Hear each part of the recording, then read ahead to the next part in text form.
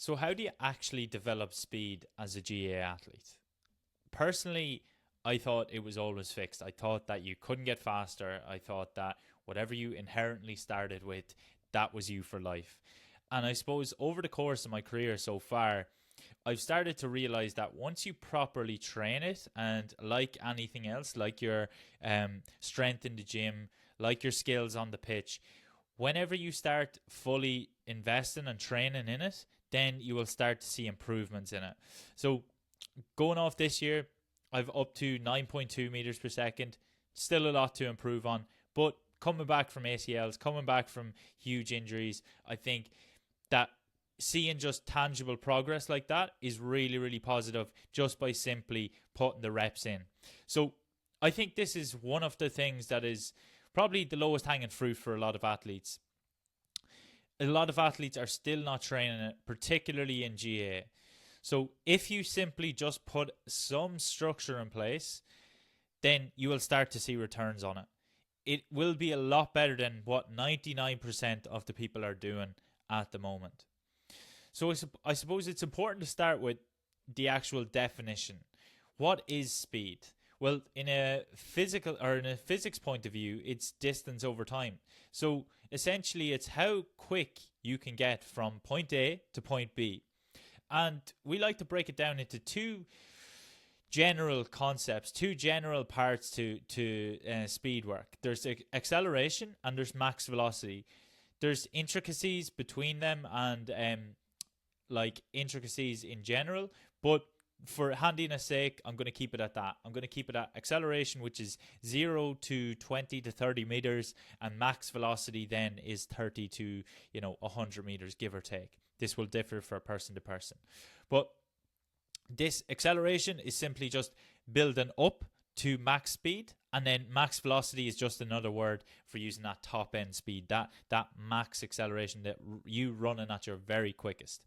Okay, so this will be whenever I'm talking about how we can improve it and stuff like that, I'll be using these interchangeably, and I'll be touching on both of these in respective fields. Okay, so the big question, I suppose, to understand is, why should we care about speed work? Why bother even training it as a GA athlete? Well, speed work is probably the most crucial part of the game. It's one of the most important things because in clutch moments, that's often what defines the game and what defines winning and losing. And often that is going to be separated by speed. So you think of counterattacks, you think of last-ditch tackles, you think of breaking through the lines. All of these things will come from having the ability and having the speed there to beat opponents. So if we are quicker and we are faster, generally in them clutch moments, we will have a better probability that we will come out on top. Okay, never does it guarantee you that you're going to have success. Always, you're never going to guarantee yourself a complete win, but this will definitely help. And oftentimes, if you think of the big moments, the big players, that's when you see speed work coming to the forefront. Okay, so definitely, if you haven't been thinking about speed work, I hope that this video is making you aware of why you should care about it. Okay, so the big question comes down to, how do we improve it? And I think there's a lot of talk online. There's a lot of people talking about how you can do it. And what I want to do is break it down into a simplified format that you will be able to take away from this video exactly how to implement a new structure, a new speed plan into your life now going forward. Okay, so there's 4 key components, and if I just zoom in slightly here, the first one will be body composition. Okay, so this is essentially our body fat percentage and our lean muscle ratio, or lean body mass. Okay, and across the research, body fat percentage is generally has a positive relationship with speed and agility. Okay, so generally those who are leaner and those who have a higher lean muscle ratio will be faster, and that's just on average. Okay, so generally, on especially in team sports, so like sprinting, like GA, like football, all of these things will generally prefer to have a low body fat percentage and a high lean muscle ratio, okay? Because this, I suppose, is similar to if you think about like an aerodynamics concept for Formula One cars. They want a slim body, they want a streamlined body so that they're not picking up so much friction when going in one direction. This is similar to our body fat. If we have a large amount of body fat, that's going to take up more, that's going to create more friction, more wind resistance whenever we're going forward. So we want to have a lean body mass. We want to have a low body fat percentage to allow or to minimize that friction going forward. Okay, so if your goal is to get faster, then being leaner will massively help. And the question then comes, well, how do I get leaner? And that will just come from essentially slipping into a calorie deficit. So I would sit maintenance for 2 to 3 weeks. Make sure that your body weight is stable. And then ever so slightly dip into a deficit phase. Okay, so this can be, 100 to 250 calories per day across the weeks. And you should be aiming for a 0.2 to 0.5 body weight loss across the weeks. That will be generally enough to see or to maximize muscle retention and to maximize fat loss at that rate. Because if you increase it any more, then you will start to see more muscle mass coming off, and that is not what we want. We don't want to lose our muscle, our strength, our power. We want to just lose our body fat. So again, just think of it as like an F1 car. You want to keep all the power in there, but you want minimal friction.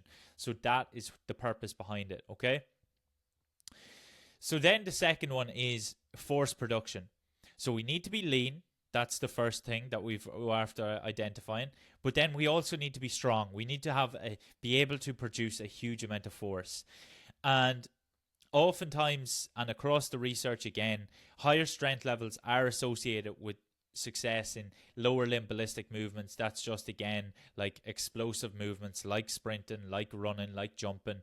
And that will help move or accelerate your body mass, which means that will result in you being able to accelerate a little bit quicker, which we talked about up here. Okay, so a lot of the time having higher force production will be really, really beneficial to increase our speed. Okay, so generally, if you're stronger, you're going to be able to produce more force. That's going to result you're going to be able to rise off the ground more and ultimately travel more distance in less time.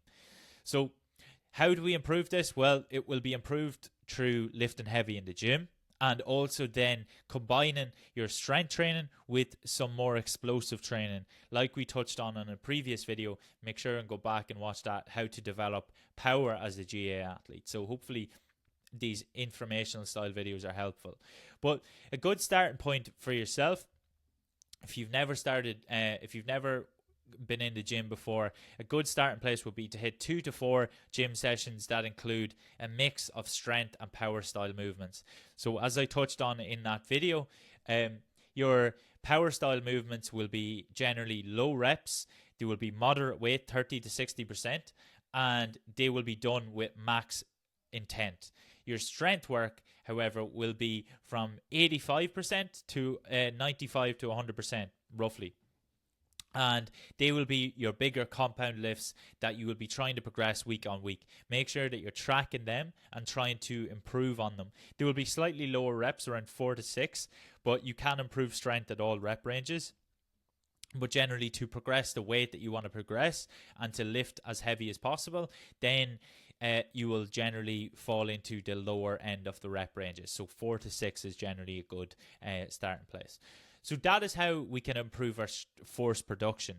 And that will come as just a byproduct of getting stronger, and also then combine it with lifting moderate things very, very fast.